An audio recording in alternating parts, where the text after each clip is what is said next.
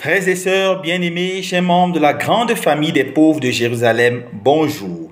Je suis l'abbé Edmond Tassé, prêtre de Jésus-Christ. Nous sommes au deuxième jour de notre challenge, fini tout le Nouveau Testament en une année. Alors, commençons avec la lecture de l'évangile de Jésus-Christ selon saint Matthieu, le chapitre 2. Jésus étant né à Bethléem de Judée, au temps du roi Hérode, voici que les mages venus d'Orient arrivèrent à Jérusalem en disant: où est le roi des Juifs qui vient de naître? Nous avons vu en effet son astre à son lever et nous sommes venus lui rendre hommage. L'ayant appris, le roi Hérode s'émut et tout Jérusalem avec lui. Il assembla tous les grands prêtres avec les scribes du peuple et ils s'enquérèrent auprès d'eux du lieu où devait naître le Christ.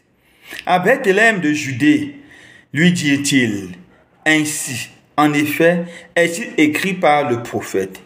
Et toi, Bethléem, terre de Juda, tu n'es nullement le moindre des clans de Juda, car de toi sortira un chef qui sera pasteur de mon peuple Israël. Alors Hérode manda secrètement les mages.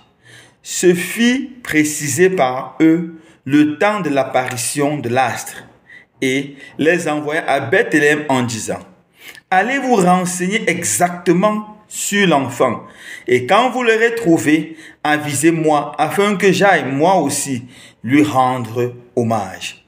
Sur ces paroles du roi, il se mit en route, et voici que l'astre qu'ils avaient vu à son lever les précédait jusqu'à ce qu'il vint s'arrêter au-dessus de l'endroit où était l'enfant.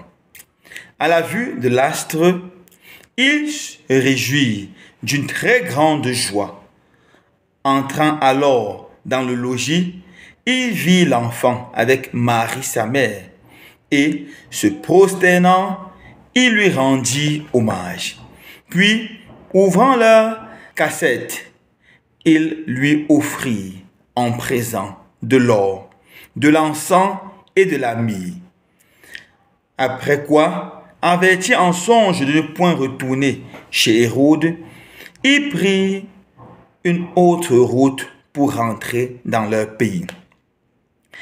Après leur départ, voici que l'ange du Seigneur apparaît en songe à Joseph et lui dit: lève-toi, prends avec toi l'enfant et sa mère et fuis en Égypte et reste-y jusqu'à ce que je te dise, car Hérode va rechercher l'enfant pour le faire périr.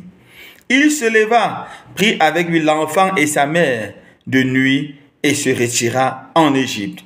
Et il resta là jusqu'à la mort d'Hérode, pour que s'accomplisse cet oracle prophétique du Seigneur: d'Égypte, j'ai appelé mon fils.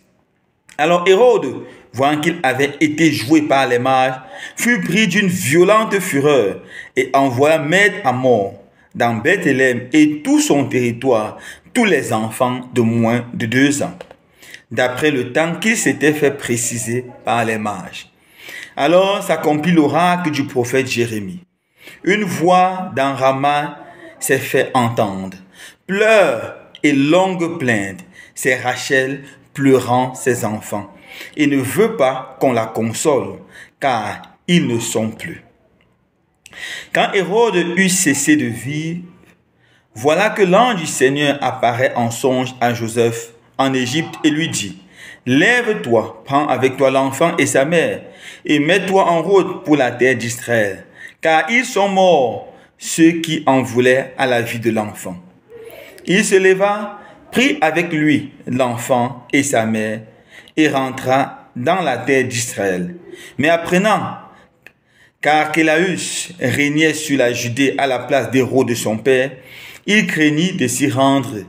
Averti en songe, il se retire dans la région de Galilée et il vint s'établir dans une ville appelée Nazareth pour que s'accomplisse l'oracle du prophète. Il sera appelé Nazarien. Acclamons la parole de Dieu. Louange à toi, Seigneur Jésus.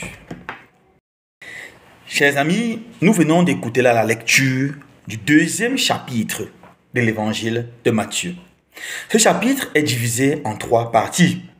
La première partie nous présente la visite des mages. La deuxième partie nous présente la fuite en Égypte et le massacre des bébés innocents, des enfants innocents. La dernière partie, c'est le retour d'Égypte et l'établissement à Nazareth. Commençons par les 2 premières parties, la visite des mages et la fuite en Égypte et le massacre des innocents. Premièrement, qui sont les mages? La tradition nous dit que les mages étaient des rois, mais la Bible ne le révèle pas clairement. Ce que l'histoire nous dit des mages, les mages étaient une tribu de Persie, de la Perse ancienne. Ils ont essayé d'arriver au pouvoir par la force, mais ils ont été vaincus. Alors, ils ont eu une idée extraordinaire. Si on n'a pas pu avoir le pouvoir politique, on peut au moins avoir le pouvoir intellectuel et le pouvoir spirituel. Et ils se sont lancés dans les études, dans la science. Ils sont lancés dans la médecine. Ils sont lancés dans la spiritualité et même dans l'astronomie. Alors, ils sont devenus tellement populaires dans toute la Perse, toute la région de la Perse, qu'ils sont devenus les maîtres des rois. On les appelait rois parce que c'est eux qui éduquaient les rois, c'est eux qui façonnaient les rois. Ils étaient les seuls lettrés, les plus grands lettrés. Alors, dans leurs recherches, ils se sont rendus compte qu'il y a un astre extraordinaire qui est apparu avec une beauté formidable. Et ils ont compris que cet astre annonçait la naissance d'un roi. Pas seulement d'un roi, du roi des rois, celui qui devait régner sur le monde. Et leur étude les a aidés à comprendre que ce roi devait naître quelque part vers Judée, dans la région d'Israël. Alors, ils ont pris la route. Et leur voyage a duré environ 2 ans. Donc, l'âge a apparu bien avant la naissance de Jésus. Et ils arrivent à Jérusalem. L'astre disparaît. Bien sûr, ils vont voir le roi Hérode. Car si un roi est né, le roi, on le trouve dans les palais. Ils vont voir Hérode. Hérode est très troublé parce que Hérode a peur. Hérode a peur quand il entend parler d'un enfant qui va être roi. Qui est Hérode? Les Juifs nous disent beaucoup de choses par rapport à Hérode. C'était un homme cruel, qui avait une maladie, c'était un maniaque du pouvoir. Premièrement, il a reçu son pouvoir de façon illégale. Il n'était pas un juif de race pure, car sa maman était édonite. Et pour les Juifs, pas question d'un mélange, on doit être des races pures. Étant édonite, il a réussi à conquérir le pouvoir, car il s'était fait le porte-parole des Juifs. Il allait se faire introniser par César et il devient devenir roi. Sachant qu'il est un roi illégitime, il a commencé à vivre avec beaucoup d'insécurité. Une fois, il a entendu parler d'un de ses ministres, un de ses notables qui voulait prendre le pouvoir. Il a fait massacrer, sans aucune peur, 45 de ses ministres. Ce même roi Hérode a fait tuer sa femme, Myriam, et sa belle-mère, la mère de sa femme Myriam, car il les a suivis parler de sa succession. Il a tué successivement ses 3 enfants qui rêvaient de devenir roi à sa place. C'était un roi tellement méchant, fou du pouvoir. Dès qu'il entendait parler du pouvoir, il devenait un peu malade. Alors on comprend que lorsqu'il entend que l'enfant Jésus va prendre le pouvoir, il est capable d'aller faire massacrer plus de 200 enfants. C'est-à-dire environ 200 enfants dans cette localité. C'est ça Hérode. Mais mes frères et sœurs bien-aimés, Hérode a péri très mal, misérablement. Il a eu une maladie terrible. Sa peau pourrissait. Ses parties génitales étaient tellement douloureuses. Avec ses propres doigts, ses propres griffes, il se grattait, il se tuait, il s'infectait. Il est mort misérablement. Un auteur dira, Hérode a pris le pouvoir comme un renard. Il a régné comme un lion et il est mort comme un chien, comme un pauvre chien. C'est le sort de tous ceux qui sont attachés maladivement au pouvoir. On peut s'arrêter ici et faire attention, nous poser la question, quelle est ma relation par rapport au pouvoir? Nous avons l'esprit d'Hérode à tous les niveaux de la société, dans nos familles. Il y a des pères de famille, des successeurs qui se comportent comme Hérode. Ils écrasent, ils grondent, ils insultent, ils font valoir leur pouvoir, ils font sentir leur pouvoir, ils menacent les autres. Et surtout, ils ne veulent pas perdre leur pouvoir. Le deuxième, nous avons Hérode dans l'église. Même dans l'église, on voit certains prêtres, certains curés, certains évêques qui se comportent comme Hérode, fous du pouvoir, malades du pouvoir. Ils ne collaborent pas, ils refusent ce que le pape François appelle l'esprit de synodalité, travailler ensemble, collaborer ensemble, décider ensemble. Ils sont contre cet esprit. Et dès que leur pouvoir est attaqué, ils se mettent dans tous leurs états. Et dernièrement, nous avons ça au niveau de l'État. Nous avons des présidents, des ministres qui sont au pouvoir depuis des années, ne veulent pas quitter le pouvoir. Ils sont vieux, incapables de marcher, incapables de bouger, mais ils sont toujours attachés au pouvoir. Et le peuple n'évolue pas. Ça, c'est l'esprit d'Hérode. Alors, comment chasser l'esprit d'Hérode? C'est savoir que le pouvoir, c'est pour servir. Le pouvoir, c'est pour servir. Mes frères et sœurs bien-aimés, le pouvoir, c'est pour servir. Jésus disait, je ne suis pas, je suis au milieu de vous, pas pour être servi, mais pour servir. Je suis au milieu comme le serviteur. Tout pouvoir qu'on reçoit, c'est au niveau d'une famille, au niveau de l'église, au niveau de la nation. C'est pour servir ceux qui sont sur notre charge. N'oublions pas cela. Deuxièmement, allons à la fuite en Égypte. Alors, l'ange annonce à Joseph, dans un songe, ils en veulent à la vie de l'enfant, fuit. Et Joseph fuit, prend l'enfant et sa mère et fuit en Égypte. C'était un chemin long, fatigant et certainement fait à pied, dans le stress. On peut voir la grande souffrance de Joseph, la grande souffrance de Marie, avec ce petit enfant Jésus qui porte dans les mains. Alors ils s'établissent en Égypte pour quelque temps. Après la mort de celui-là qui voulait la mort de l'enfant roi, l'ange leur dit, celui-là est mort, vous pouvez retourner. Voilà comment il retourne. Mais il ne s'établit pas. À Bethléem, ils ne s'établissent plus. Quand ils apprennent que c'est le fils d'Hérode qui régnait à sa place, ils partent s'installer dans la religion de Galilée, précisément à Nazareth. C'est pour ça que Jésus sera connu comme le Nazaréen. Parce qu'il a grandi dans cette région de Nazareth.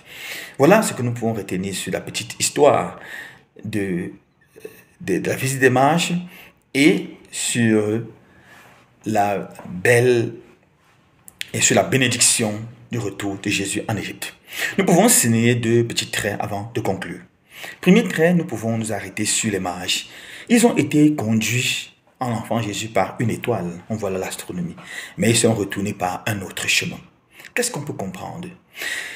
Dans les pratiques qu'on peut appeler païennes, il peut y avoir une petite lumière, mais jamais cette lumière ne peut vous conduire à la vérité tout entière. Lorsqu'ils sont arrivés à Jérusalem, l'étoile a disparu. Ils sont allés voir Hérode, Hérode a conçu les scribes. Et c'est dans la parole de Dieu, c'est dans les Saintes Écritures qu'on a la destination exacte de l'endroit où Jésus est. C'est la parole de Dieu qui nous conduit à la vérité. C'est Jésus qui nous conduit à la vérité. Alors mes frères et sœurs, laissez de côté l'astronomie, laissez de côté l'horoscope. Voici votre horoscope quotidien. Voici le livre qui veut vous conduire au salut, à la joie, à la paix. C'est la parole de Dieu. Dernière chose, et puis on s'arrête. L'étoile est aussi un symbole. C'est tout ce qui conduit à Jésus. Nous devons nous battre dans notre vie pour être les étoiles, les uns pour les autres. L'étoile, c'est celui qui conduit son frère, sa sœur à Dieu. Lorsque ton frère s'approche de toi et te pose la question, mon frère, j'ai tel souci, telle difficulté. Est-ce que tu le conduis à Jésus? Ou est-ce que tu l'envoies chercher le salut ailleurs? N'oubliez pas, c'est en Jésus qu'on retrouve le salut. Et tous les chrétiens doivent être les étoiles. L'étoile tire sa lumière du soleil. Prenons par exemple la lune qui est une étoile.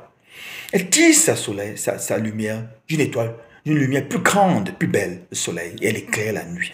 Nous devons pour être étoiles tirer notre lumière de Jésus, le ressuscité, et éclairer nos frères et sœurs. Et comment tirer notre lumière de Jésus? C'est dans la prière, c'est dans la méditation. Alors le Seigneur nous comblera de grâce et de bénédiction.